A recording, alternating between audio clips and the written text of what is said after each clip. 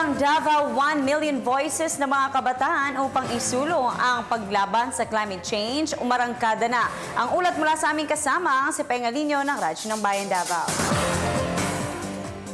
50 mga lideres ng mga kabataan mula sa iba't ibang paaralan ng lungsod ng Davao ang lumahok sa malawakang paglilingkod ng number Now Philippines 1 million youth voices para sa kanilang action laban sa climate change o pabago-bagong klima katuwang ang Mindanao Development Authority o MINDA.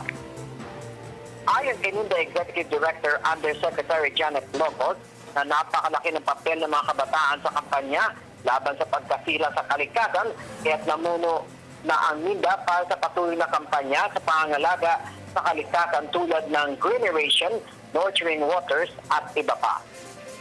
Naisaan niya nila na pag-isahin ang tinig ng lahat ng mga kabataan para sa nalalapit na ika-21 Conference of the Parties o COP21 o ang 2015 Climate Change Conference sa Paris, France sa darating na Disyembre.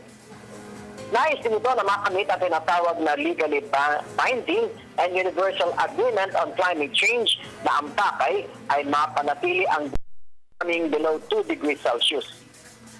Pinangunahan ng MINDA, Climate Change Commission o CCC, National Youth Commission o NYC, ang number 1 PH campaign na suportado ng United States Agency for International Development o USAID sa pamamagitan ng Building Low-Emission Alternatives to Develop Economic Resilience and Sustainability o Leaders Project.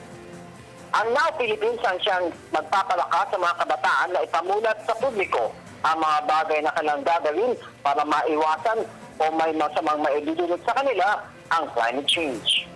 Para sa Telebisyon ng Bayan, Pengalinyo, Radyo ng Bayan, Davao.